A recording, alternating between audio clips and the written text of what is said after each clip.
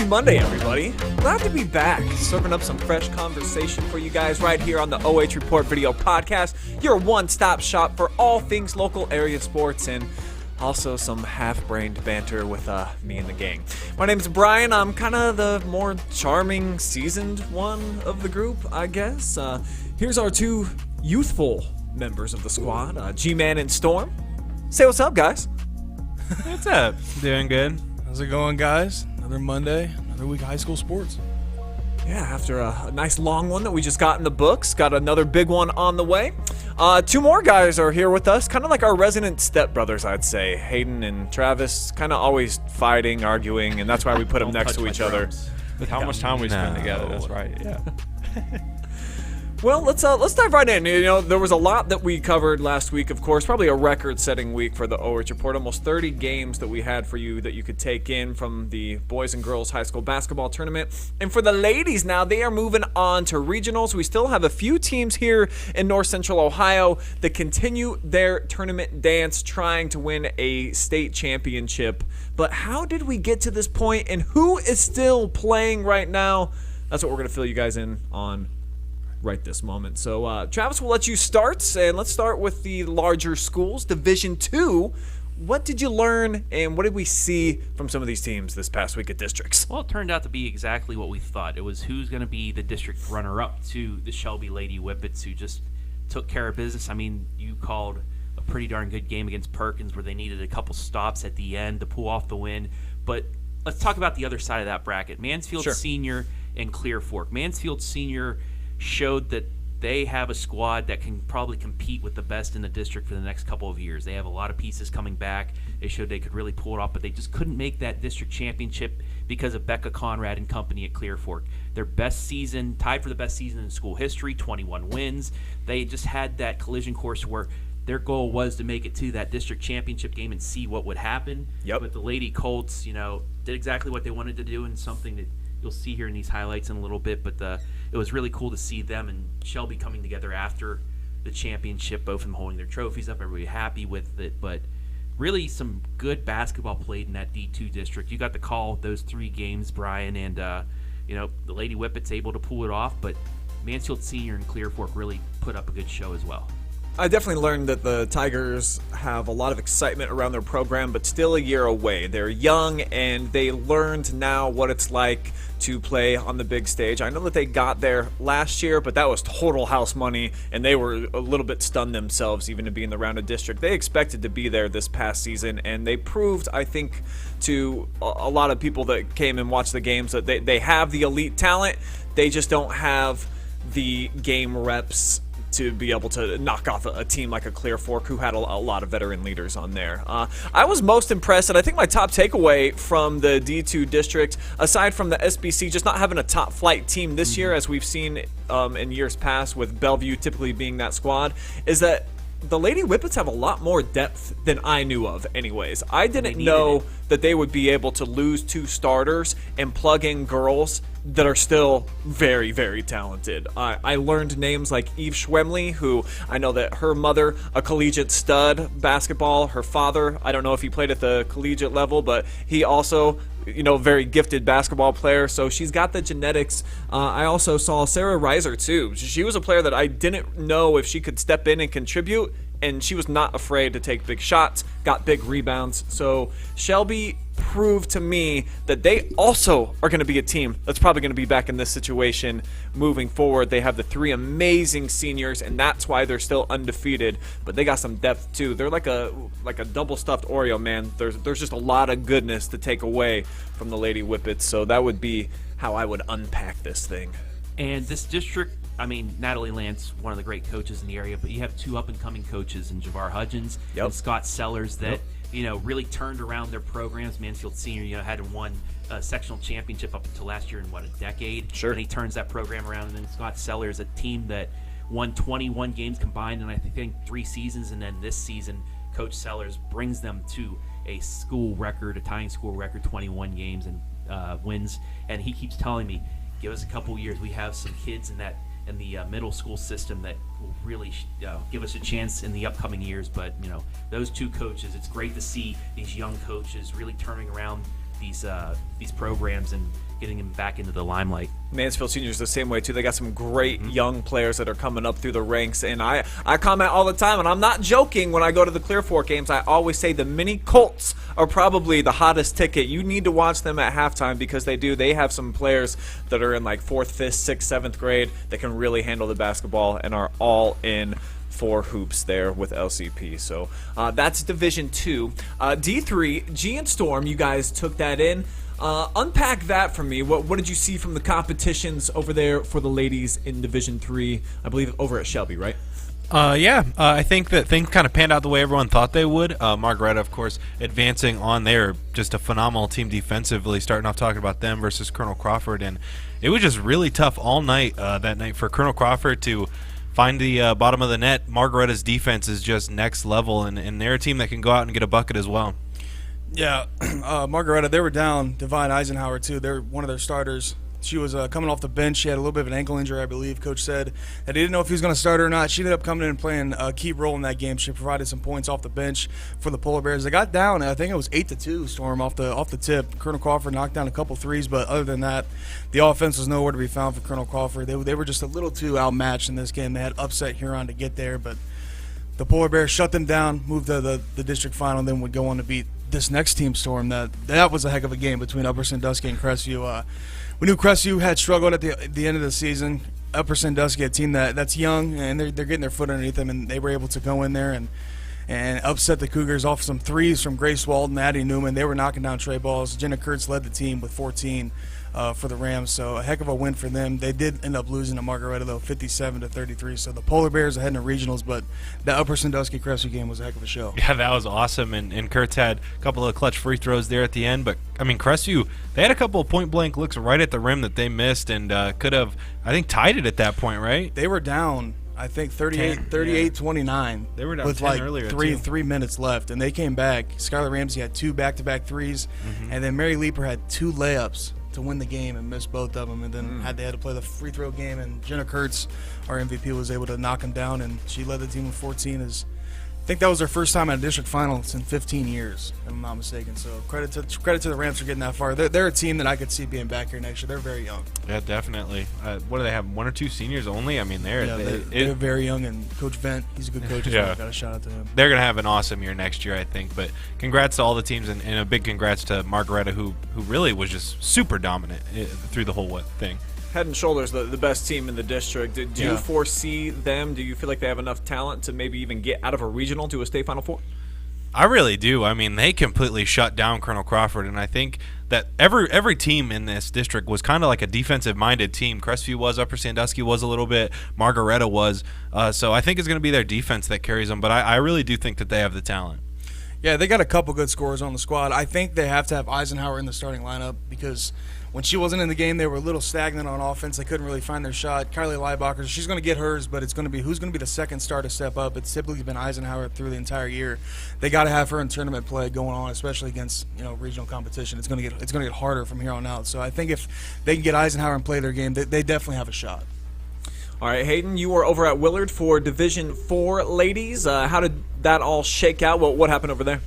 Well, day one was a bit more competitive, specifically our first game, and that was between Mohawk and Seneca East. Mohawk, they really had a good chance in that game against Seneca East. They were the 5 seed, Seneca East was the 2, and it came down to the fourth quarter. That game was very competitive, very close, and I thought either team could have won. And so Seneca East would ultimately end up taking that one. McKenna Depinet had so many points for them. She had scored, I believe, their first 18 points in the first half. Wow. For those Seneca East Lady Tigers, and so they would ultimately win. And then our second game of the night was Buckeye Central against Mansfield Christian, and now having to get the ability to take in 2 games of what Buckeye Central does, they actually came out, dare I say, slow for the first minute of that game. It was 15-7 after one. Mansfield Christian, also hats off to them for a sectional championship, a 4 seed, making it to a district semifinal, but we all knew what was going to happen. Yeah, Buckeye Central was just really good. They were good without Claudia Pfeiffer. They gave Shelby a shot.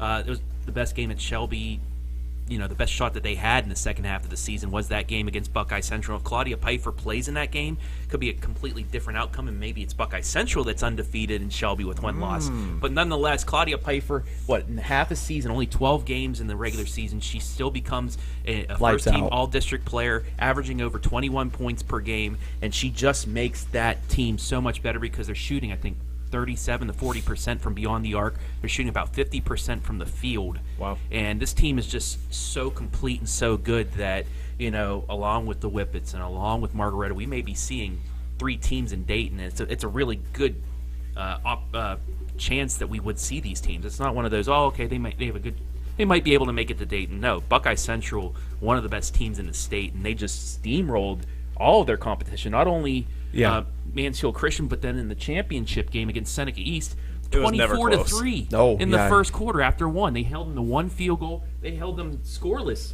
for the first, I think, 3-4 minutes, and then it was a good 1 chunk free of the throw first quarter. for the first 6 minutes. That's this team just so complete defensively and so many playmakers on the offensive end that they're going to be a fun team to watch here in the regional. They had no opposition in that district.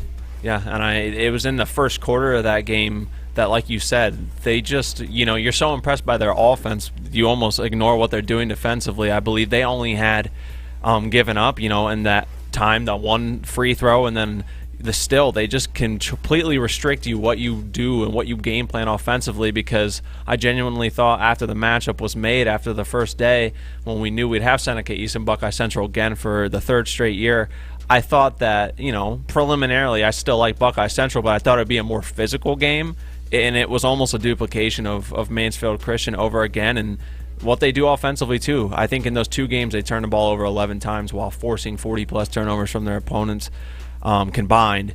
So, and then in that second game, in the championship game as well, Claudia Pfeiffer in the first quarter not only became the leading scorer all time in Buckeye Central history for girls, but both girls and boys. So she's now the leading scorer in Buckeye Central history for the entire basketball program. And this team, I talked to Coach Capel after the game. They're playing with a chip on their shoulder. They made the regional. We had it live and free on the OH.Report last year. That regional semifinal game, they played their game in the first half and then just went completely cold against, I believe it was Columbus Grove. Correct. And lost that regional semi where they thought last year they had the squad that could make it to Dayton. Had a bad half, lost that game, had a chip on their shoulder coming into this year, and they really remember what went on last year, and they're using that as motivation to get back. And I mean, it's shown. They just put the pedal to the metal in the district, and it was over after the first quarter in each of those 3 games that they played. And they want to continue to do that as they go through Massillon and hopefully get to Dayton for that first time. Having Claudia Pfeiffer out for the beginning of the season, probably the best thing that happened to Absolutely. them. Allowing some other girls to step up and see what it's like to be in that star role, because now they have about 3 players that are all top flight athletes. And 6 straight district championships. That's just unheard of. That just goes to coaching. Coach Capel, he's developed an awesome program out there, and that's why they got it rocking and rolling. They may be amongst the state favorites. I don't know how you could look at them and what they've done so far and not think that they're maybe one of top 2 or 3 best teams in the entire state. We may be spending a few days down in Dayton, Brian. Well, I think we're going to. Yeah. I think we'll be there. All right, for the gentlemen, they kick off districts this week, of course, which means lots of local area teams still very much involved and looking to continue their tournament journey, try to get to a regional. But what I want to know from you guys, who do you have the most belief in that you know for sure when we're back here talking next Monday, they're going to be playing and still be in the mix for a potential berth in the Elite 8. Storm, I'll let you start the conversation. Who's caught your eye? Who do you know for sure is the real deal? They're going to be marching on. I think it's pretty obvious, and I think it's pretty obvious what everyone thinks here. Colonel Crawford, there is no doubt that they're one of the best teams in the area, or excuse me, the best team in the area, and one of the best teams still left in the bracket. There's not a lot I can say that hasn't already been said. I mean, with guys like Studer and Valentine, what more can you say? They're just so elite. They're good. Yeah, and the Sheldon down there. I really, really, really hope we get the Sheldon Bowl versus Western Reserve. That's just going to be so much fun. But I, of course, think Colonel Crawford will win. They're just one of those teams, and there's not a lot you can do when you go up against them. So I really do think Colonel Crawford is where I would put all my money at. What can you add, G-Man? Yeah, I completely agree. All my confidence has got to be on Colonel Crawford. They've shown to me everything they need to be. I mean, they have all the tools. They got great coaching, superb ball handling. I mean, they got great talent across the floor, across the board. I mean, and they got a lot of height, too. I think they only got one guy that's under 6 foot tall. So when you can be able to have height, that means you get an easier advantage on grabbing rebounds. And I think that I said a couple weeks ago that Willard might be able to beat them if Willard can get past Western Reserve, of course. Yeah. But man, are they good. I don't even think they've had competition. They remind me of Shelby girls. They've just absolutely boat raced everybody they played in the regular season, and they have all the confidence. But what does scare me, though, is if they do get in a close game, how are they going to react? I know that they're a great team, and they got great coaching, so I expect them to react pretty well to that. But if they do, it might be a little tough. But I think that they have the talent, at least from my eyes, and with the boys left in this tournament, they have all my confidence.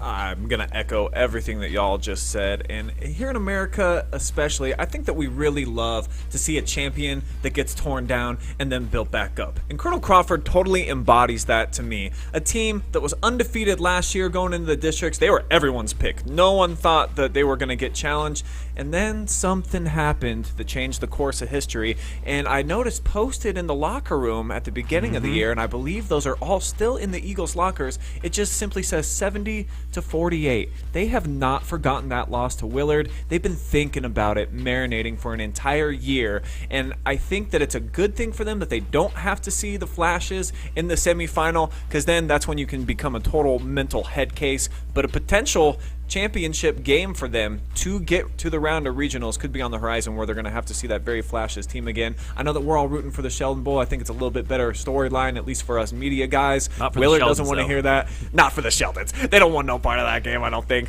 But they're just so gifted. We talk about the 2 top players that they have, but there are about 8 guys that really understand basketball on that team, and they play more of a total basketball game than the bulk majority of teams that I've seen. They're unbelievable, and that's why I think your confidence got to be with the Eagles, man. How can you not buy into Davis Sheldon and the product that he's pushing out there? So I'm going to go with these guys. I'm going with the Eagles, too. You got anything different, boys? Go ahead, Hayden.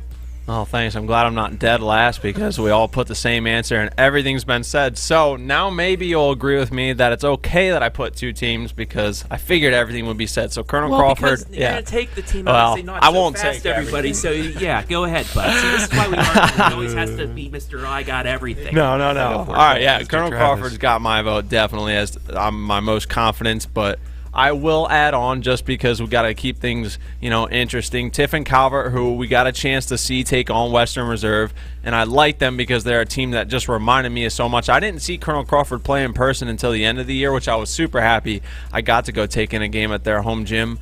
But then when we watched Tiffin Calvert take on Western Reserve, it felt like just switching the jerseys of Colonel Crawford and putting them on that court, so almost like a preview of a Sheldon Bowl, because I just saw so many similarities in how they play and run their game. They're another team that has a lot of height, well coached, and they match up well. They matched up well with Western Reserve, so that's why I think I got confidence in them. Travis, I don't want to take too much from you.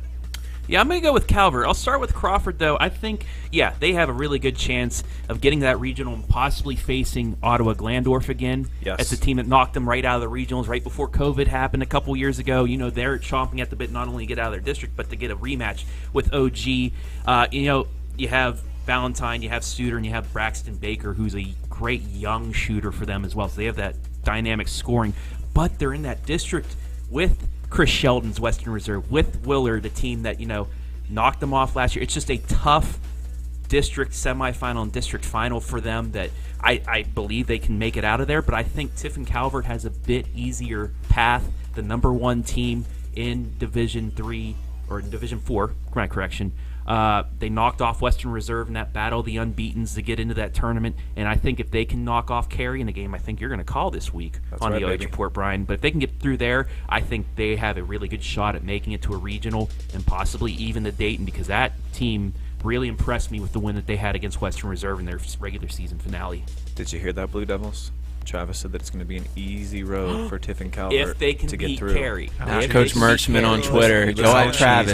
You know who to go after. Vallejo and the boys. I think they'll be gassed up, ready to beat go. you up. And I thought it was great after that Western Reserve Calvert game. they were talking to us about the Cary game. They are already eyeballing it in the future, and now we get it, and we get to see it live and free tomorrow night. So that's going to be an unbelievable environment because the Blue Devils beat Calvert last year for the district championship. So I think they both wanted to meet again and see how things shake out. And then waiting, though, on the other half, I think Ohio Mr. Basketball from a season ago played for Old Fort. Am I not? Old Fort's still in that, yeah. Yeah, so that could be the matchup for them. I don't know that it's quite as easy of a task as you were outlining it, but nothing's really easy come tournament time.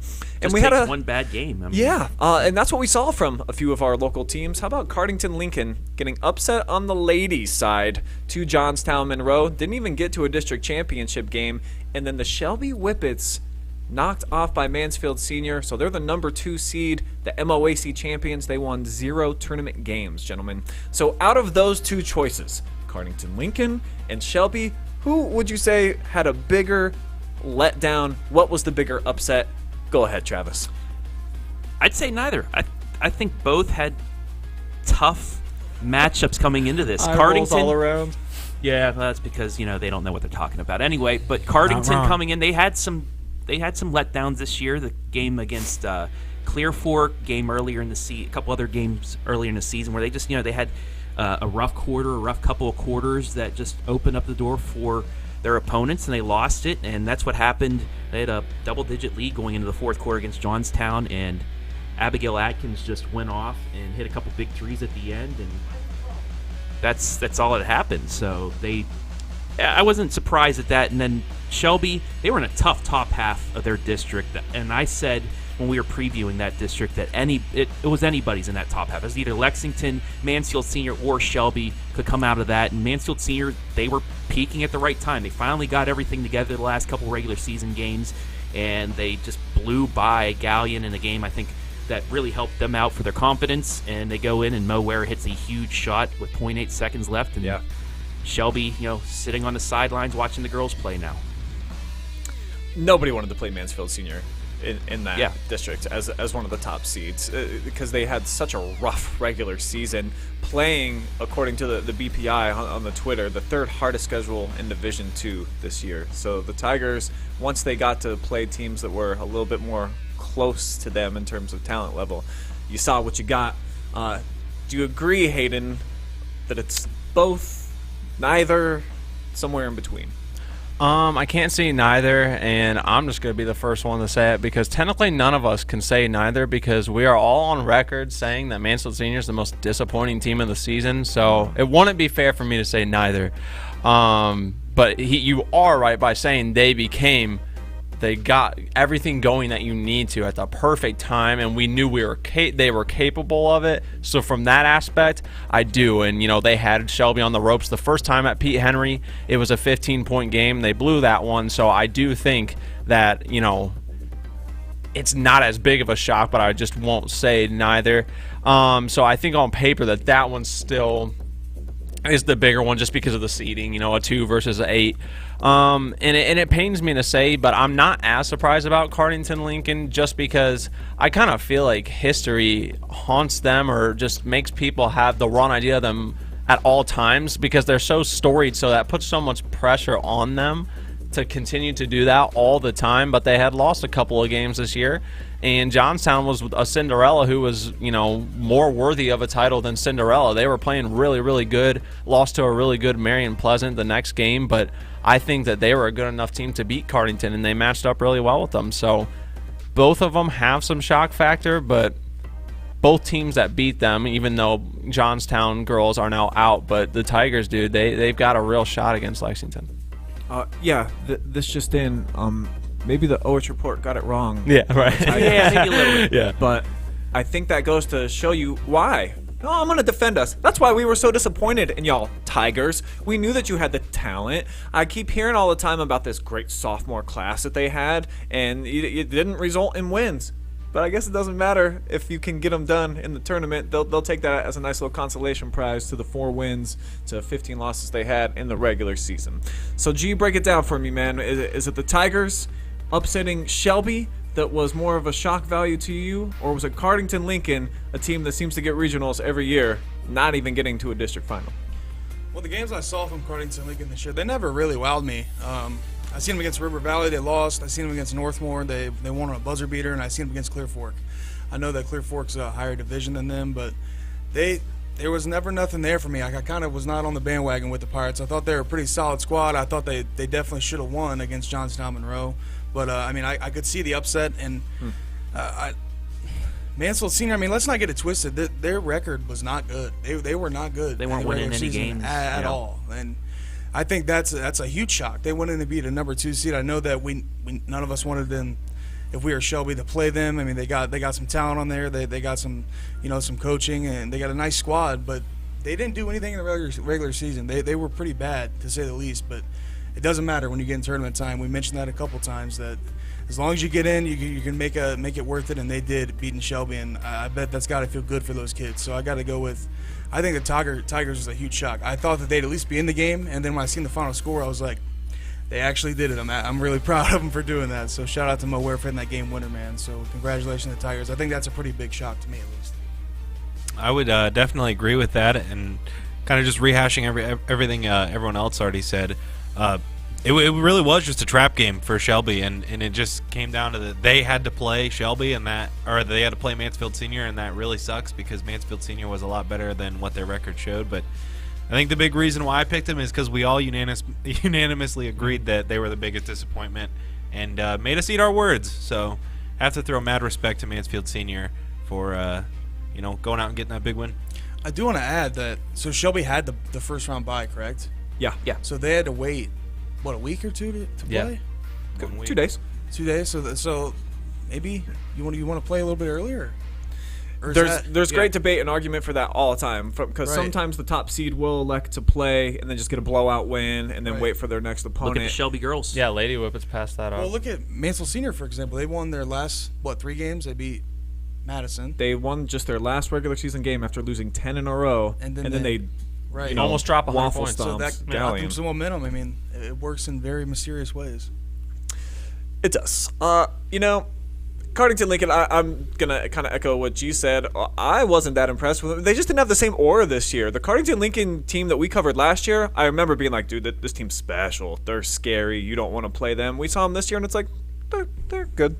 They're good. So, I think that the answer probably is, now that you guys have all convinced me, Shelby getting upset a little bit. I honestly, with the Tigers, they played, I'm looking at their schedule right now, dude, they played so many tight games, but they lost them all. I didn't have confidence in them winning the game if it was going to be like it was against Shelby, where it came down to the wire and you got to hit a shot to win it. I didn't think they were capable of it, but they got one dude who's pretty special, who's probably going to be an All-Ohioan in Maurice Ware. That sometimes your clutch players, your stars, they play when it matters the most, and that's something that Maurice did. So shout out to them, and too bad for Shelby that they had to match up with the Tigers that early on in the tournament.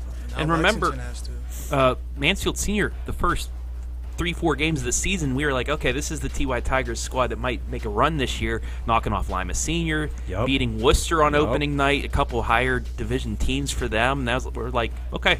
Should have beat Mount Vernon, if not for a half-court shot. Yeah, so, they've shown early in the season that they could play with the best, and then who knows what happened in that 10-game losing streak, but it seems like they got it back going, what they had at the beginning of the season. If they can continue, look out. Yeah, I don't know if we're saying it yet, but I like them over Lexington. Ooh, baby. Yeah, that's going to be a fun I got to be game. the first one to say it this time. So. All right. I wouldn't be surprised. On It's record gonna be a good right one. there.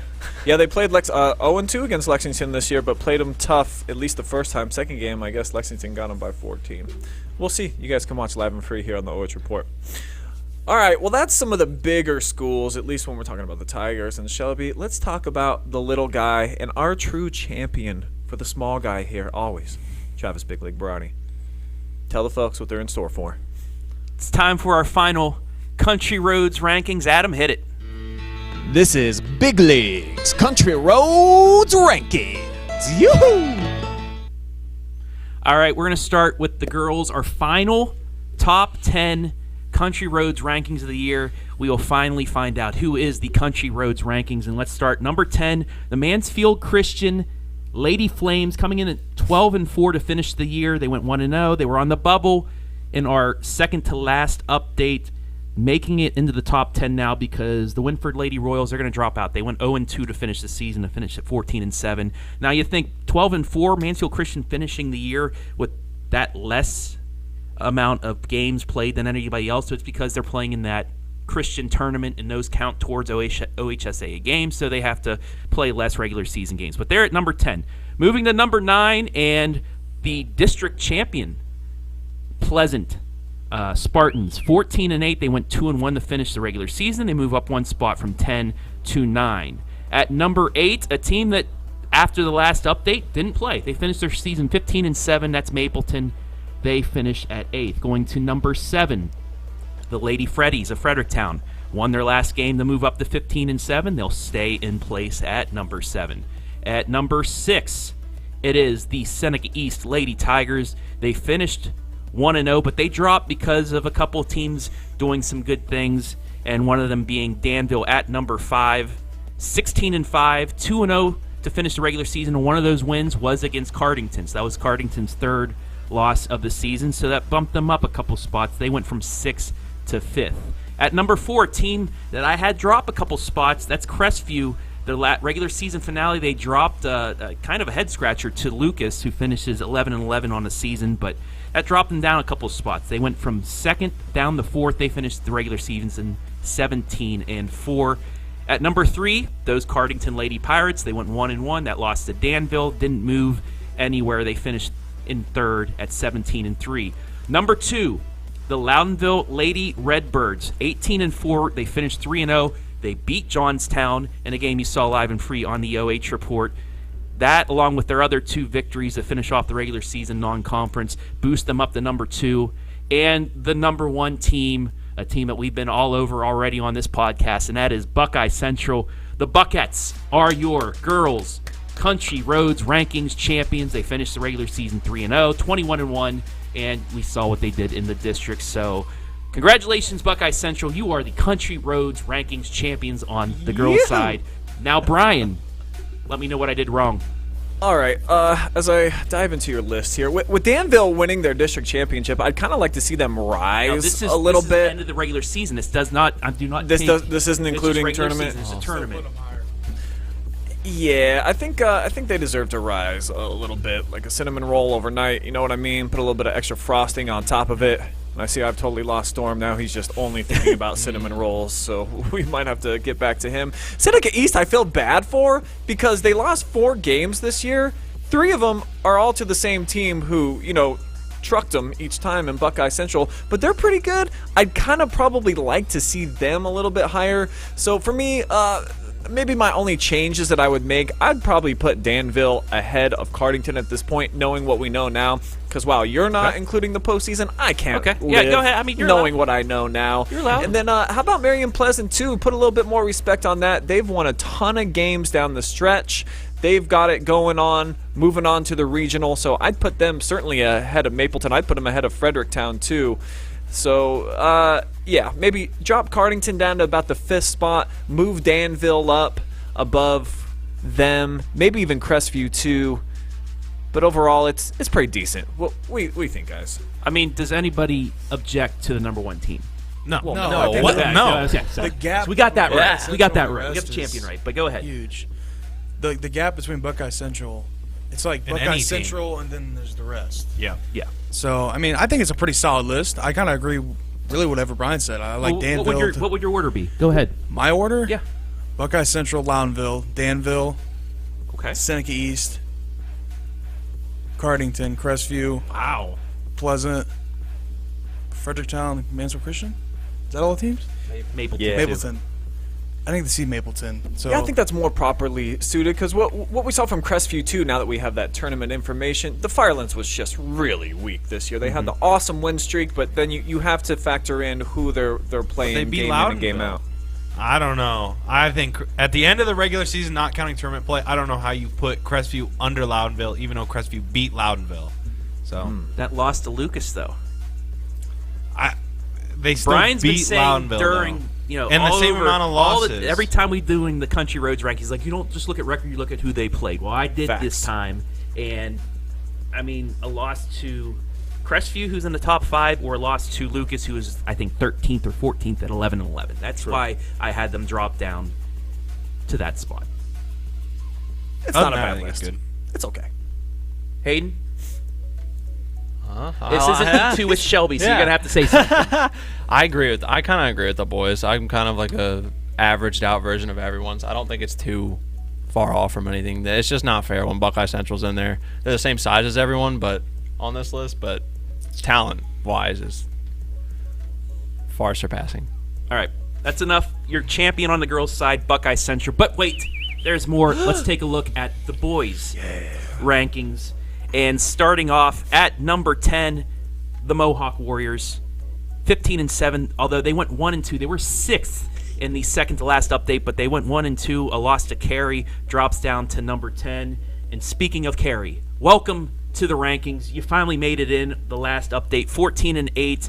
What a run they had. They went 4-1 to finish the regular season, 14-8, and now we're seeing they're in a district semifinal hot, as baby. well. I can't believe they're not higher. They went from the bubble up to number 9. At number 8, the Willard Crimson Flashes, despite being 13-9. Brian, you've been saying it all year. They have a very tough strength of schedule. So even going 2-1 this week, I moved them from 10th up to 8th at 13-9. Number 8, a district semifinalist in the East Knox Bulldogs.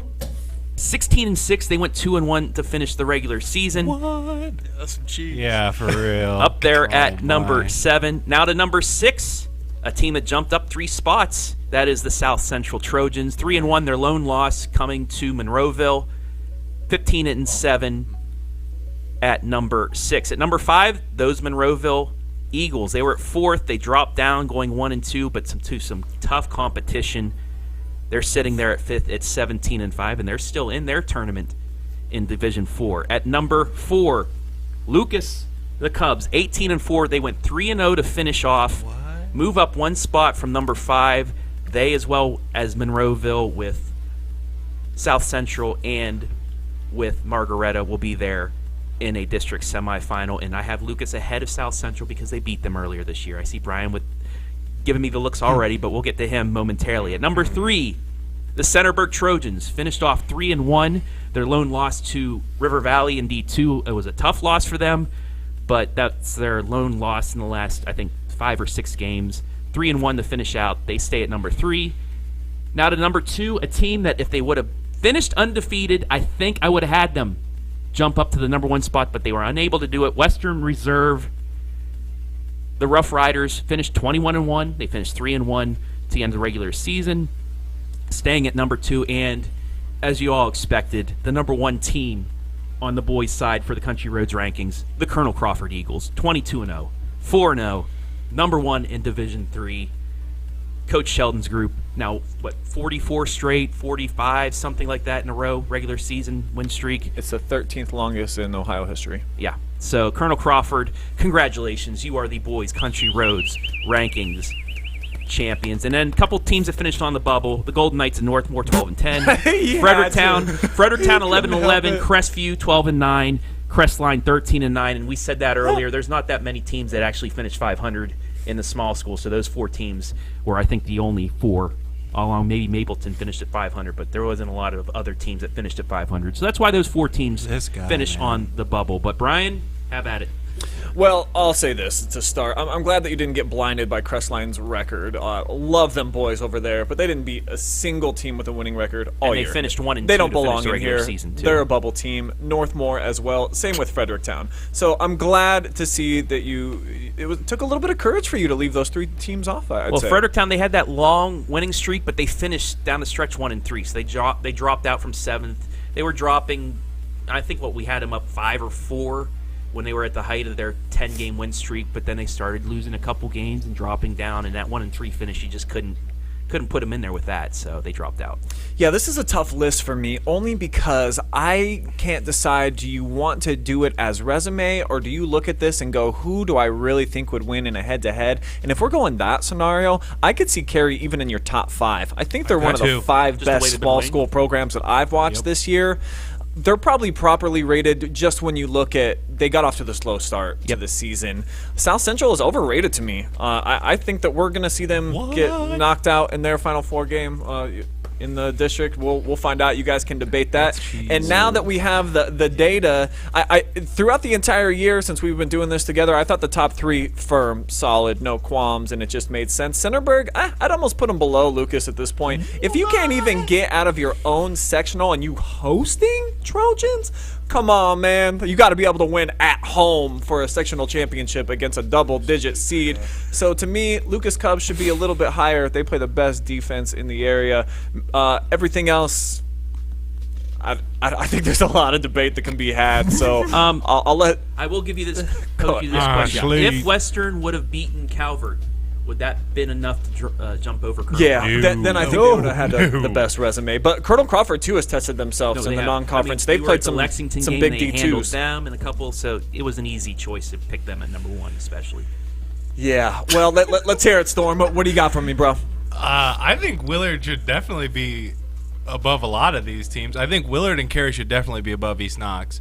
And I think Lucas should also be below Willard. I think Lucas should move down, and I think East Knox should move down, and Willard and Cary should move up. I think Cary, they were busy winning a state championship in football, so, they, like you said, they were off to a slow start, but they have just been tearing it up. Like, at the end of the season, they were tearing it up. So I think Cary should move up, I think Willard should move up, and I think East Knox and Lucas should move down. But other than that, I think it's all right. South Central should be above Monroeville, too, but... Monroeville just beat South Central, though. Oh, no. I have those teams Willard mixed. Willard beat Lucas. Yeah. In convincing manner, too. So, I don't know. 5 more losses, though? But Willard also plays in a tougher conference. I think Willard is a top 5. That's why they're still in the top 10, because at 9 losses, they'd be right on the bubble. But like I said earlier, they beat Shelby, Upper. I mean, some pretty solid squads. They have about the best wins of any team on the list. Well, you know how I feel about Willard. I know we've gone back and forth with this all season long with this, but I mean, I think once if again, Will, safe I think to it, say Crawford's number 1. I think if Willard played East Knox, Willard would convincingly win that. Oh, game. me too. Handed. And I think it's just because Willard isn't as good as they are last year. There's no doubt about that, but they are still one of the better teams. I think they're in the top 5. They got to be at least 6 for me. I think it's pretty solid though. I appreciate it. That's why we saved this for this podcast, so you guys could just This was fun. give us your. Maybe we'll make this a normal thing on the podcast next season. I'll just do the rankings here. You want to drop some 2 cents on this, Hayden? Yeah, go for it, Hayden. I love their reaction. I don't have as good as a reaction as them, but I like their opinions on the list. I think the one thing that I can't agree on, and it's not that I have any hatred for them, but I would move Lucas down a bit as well, just because I don't think they do. They're a great defensive team, and they've got some scores in the Tom's brothers. Yeah, sorry, Coach Iceman, but no one give me crap about it being a defensive battle. You put 5 points up against Plymouth in a quarter. The first quarter was 5-2, Lucas over Plymouth. But they held them to 2. And they scored 3 more. You say that. But we gotta Buckeye Central girls allowed 7 points to That's Mansfield because Christian. they're Buckeye 15 to Central. 7. You're trying to compare Lucas boys to I'm done. That's enough. checked out. I can't. You lost them, Travis. You lost. We got 4 playing 6, so I don't know, man. South Central. I think South Central's good, Brian. I think I'm South surprised Central's you good said too. that. dude. I know they played like Danbury, but I like Sam Hauler Seidel's a and baller. Seidel. I think South Central. They're definitely exciting to watch. yeah, I it's a always really say fun that. team. We'll make a little side bet off there. I'm all in on the Cubs in that matchup. They might even get it by. Still got love for you, I Coach think the Cubs Iceman. are I'll tell you win. this though, that gym's gonna be packed in Willard. Yeah. That's one of the great environments that I've seen. They've played in the tournament. rivalry, I man. think 3 3 years years. in a row. 3 in the years in a district row. up there. Yeah, And championship that game gets 3 years ago, last lit year in semi. Yeah. there. It was packed last year with And the one of the Hawks. greatest calls in OH.Report history coming from Storm in that district championship the game most with fun I've- St. Paul Lucas. That was the most fun I've ever had at this job. Was that game? That was just awesome. I will say this though, Lucas, the 2-time defending champions in that district, they Put some still got to respect give it on it, up. boys. No, I think they're a very good team. I think Lucas is good. I just think You just think The South Central's gonna opinions get I them. thought. I get it. I just don't think that they're. I never said that. Don't say that. I said that I think South Central's good. I don't think know if Lucas they'll is beat 'em. good, but I don't think they're number 4. Are they really only one spot below like Western Reserve? Like, do we really think that? I don't know.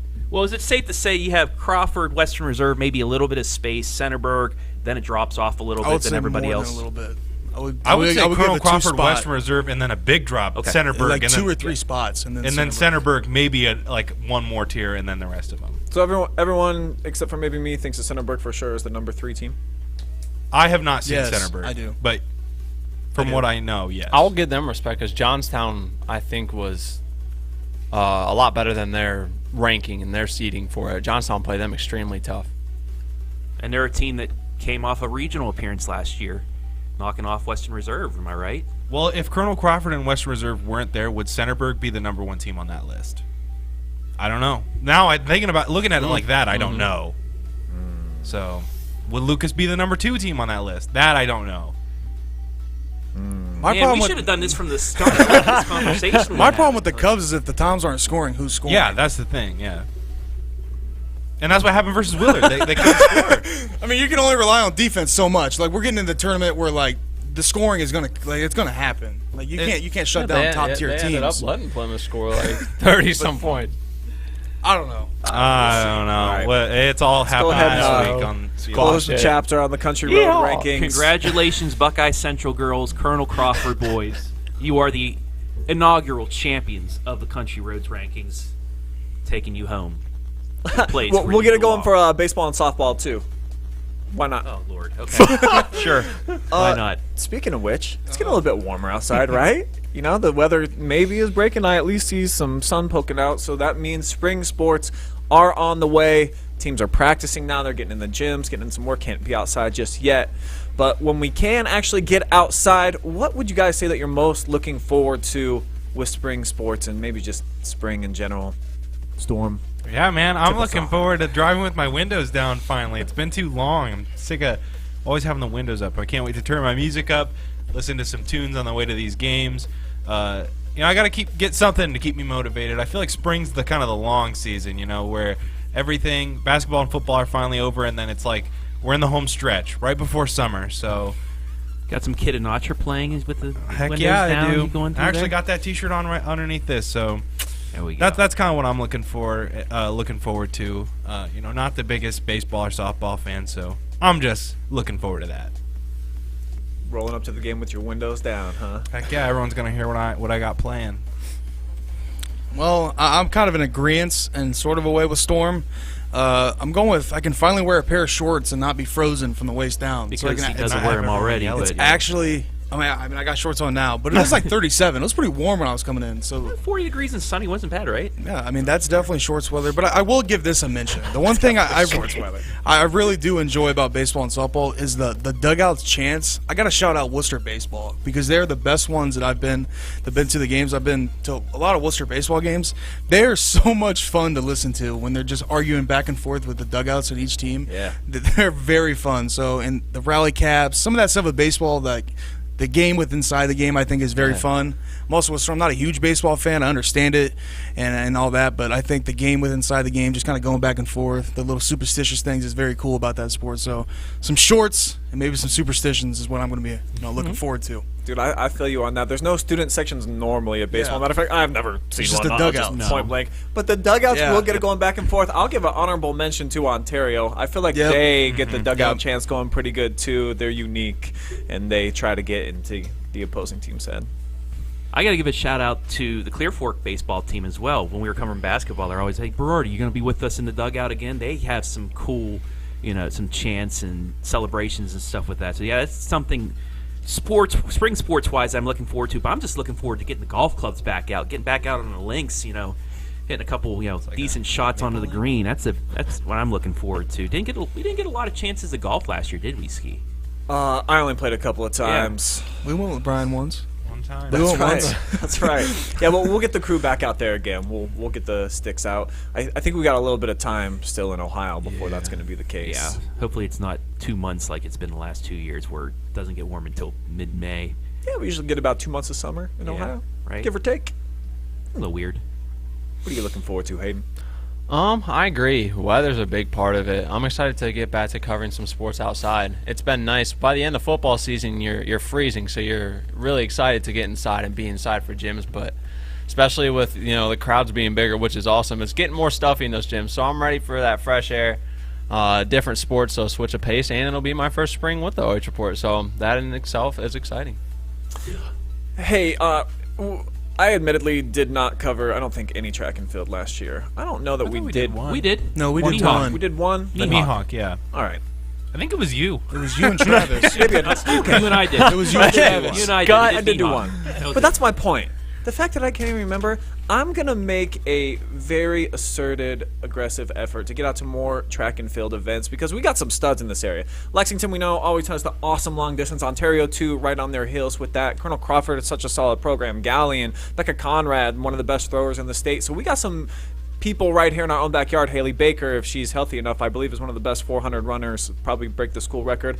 I got to go see these kids in person and not give so much attention to baseball and softball because track athletes are some of the best that there are out there. So that's going to be my goal, is to see a few more tournaments and just to overall get a good feel for what we got going on here in the track and field. And maybe a live stream of a baseball game or two this year, Brian? Oh yeah, we definitely got that in the works. Don't guess Yeah, that, Travis, for sure. That's coming. That's coming, baby. We're Say that, Trav. Yeah, come on, Bo. All right. I said Dang maybe. it. I didn't say it. Well, for now, we're just going to stick with live streams for basketball this week. You guys want to see what we got going on? Let's do it. Check us Tournament out. time heating up. How about tonight? What you're watching right now. Live and free. But tomorrow, check out some of these games that we got. The number 2 Lucas Cubs going head-to-head against number 3 South Central. G-Man and Storm is going to be on the call for that one, and it is one of my favorite tournament rivalries because now that they're starting to get those several seasons in a row where they're playing each other, like it's a quality one. That's going to be a lit atmosphere. Yeah, I was happy to see my name beside this game. I was definitely excited for this one. And now we just added a little bit more fuel to the fire on Travis's road ranking. So now Yeah, there you go. maybe South Central can pull up the upset, I guess. I didn't know South Central was – are they looked down upon? Or is that just a Brian thing? Well, I think that's just a me thing from covering them this year. They had the Blair kid the last several Yeah. seasons, so he could just bail you out and go get a bucket anytime they want. They still Yeah, he's have younger. a Blair. I think he's a younger guy. A younger Yeah, one. younger Blair. He's just a little bit thinner, can't get to the They rack don't have quite much as size, efficient. I will say that. So, but Lucas Well, really Lucas doesn't either. is- So yeah. this would be a good matchup. Make It's a sure you watch spot. this. You're- one. It was a good one Year at 4. Lucas. We Yeah. had the game earlier this year that I believe Brian Harder called, but that was a good matchup between those two as well that Lucas was able to pull out at the end. In the second half of the doubleheader there, Margaretta versus Monroeville. I mean, that should be equally just as good as the first one, gentlemen. Yeah, I think I seen Margaretta this year, maybe against Willard. I definitely seen him one time Those this girls. year. Was it? That was you and I on the Maybe it girls. was girls. The So I haven't- linebacker versus Rotor. And I haven't seen Roder at all this year. So He's a player. He's a stud. I know he was a heck of a football player too. So excited for that one. Yeah, definitely. It was Monroeville versus Western, right? And Monroeville almost won. Yes, so should have won. Should have definitely won it. What Yeah, was that a was lane kinda violation The that li- happened? that should not have been called. I don't think still, Coach Roeder's over that yet. I've never seen a he nearly coach that kicked me. lost in the He gym nearly kicked me. 20 minutes after, just like wandering we were around. still like, we were leaving, and he was just pacing around. Just Be the same way, man. I'd be But- the same so way. I I nearly think- busted my ankle up there on that row. So I think Monroeville is a really good team, and I think that will also be what a doubleheader it is. Yeah. That is going to be Yeah. so much and they fun. just played to finish the regular season. I think it was a close game, and Margaretta pulled out like a 12-point Correct. victory in the end. But that's going to be a good one. You guys have some good games this week. Yeah, that doubleheader is going to be a lot of fun. There's no place that I would rather be tomorrow night, though, than up at Findlay to see the Cary Blue Devils try to take down the #1 team in the state in Tiffin Calvert. That's going to be a magnificent matchup. Both teams looking forward to playing each other again. They met in the district final last year. The Blue Devils were the victor. Calvert looking to get some sweet, sweet revenge, try to get to the district final. And then the nightcap, gentlemen, you guys are going to have it all to yourselves. Shelby versus Copley. The Lady Whippets playing in regionals for the first time since '99. That's going to be fun. The district champion Shelby Lady Whippets going on against Copley, a 10 seed in their own district that, playing a little bit of stall ball from what we heard, low scoring affairs, but you're going to be able to play stall ball against Sophie Nice and against the Baker twins. Now they're going to guard you straight up, so I'm really looking forward to seeing Pete Henry Gymnasium packed with Shelby Whippet fans. And Hayden, I mean, you're a Whippet alum. You know what's going to go down tonight, so I'll let you finish this off. What are you looking forward to tomorrow night? Yeah, I'm just like Gary. I was excited to see my name by this one because it's kind of like just full circle. Like you said, I'm an alum, and it's a great opportunity to be able to call a live game for them. And like you said, it's cool that it's so close. It's going to be a great environment because honestly, and the drive is a little bit farther for Copley, but I've been to Copley before. It's about 50 minutes, so I think they'll pack it as well. It's the regional, so you've got to, and we'll also, it's not on the schedule, but we'll have a little coverage of the game before that too, Bishop Hartley versus Toledo Central. I'm Catholic. kind of bummed out that Napoleon's not on there, but Toledo Central Catholic used a big second half to knock off Napoleon, so kind of bummed we weren't going to have that possible Shelby Napoleon matchup for a regional championship, but still it's going to be a good one, and I cannot wait to call the Lady Whippets game tomorrow. I mean, the first one we're actually able to do this year, but I'm not going to get into that. All right, and then moving on to Wednesday, we got a 2-pack of games for you guys. One of the girls' regional variety, Margaretta, the number 1 seed in their district, so dominant, going to move on, play Worthington Christian. And then East Knox versus Bern Union on the gentlemen's side. So 2 really good games. I believe they're alternating times too. Let me check this out. Both at 7 o'clock. Oh, I lied. So just pull them up split screen. You gotta folks. get 2 screens at this time of year. Like you're really not doing it right. They do that for the NCAA tournament. It's March like Madness, man. Why not do it for the OH.Report? And then on Thursday night, Mansfield Senior versus Lexington. My personal favorite rivalry in the area in Richland County. It's so cool that we get to see them go toe-to-toe again. Huron's going to be playing Norwalk in the second half of that one. Brian Harder, Greg Collins on the call for that. And then me, G, and Storm are going to do, I think, I did one game this year where I had 2 color commentators. We're all 3 going to be on the call for the D3 district, Colonel Crawford, Elmwood, and then Western Reserve versus Willard. We've got some great games going down Thursday, man. And don't count out Elmwood. Me and Storm seen them. They got a kid named Bryce Reynolds that Colonel Crawford they got to stop him because he had 37 against Crestview. Yeah, dude, that kid is 37. elite. He had 37 against Crestview, and then I think his name's Cade Lentz. I think he had 22. So they got 2 guys that can score the basketball. So Colonel Crawford, it is not a cakewalk. It's not a given that they win here. No, sir, it is not. So are we going to get the Sheldon Bowl, Western Reserve, and Colonel Crawford moving on? Or will Willard play spoiler yet again, get to the district championship? You can find out live and free with us on Thursday night.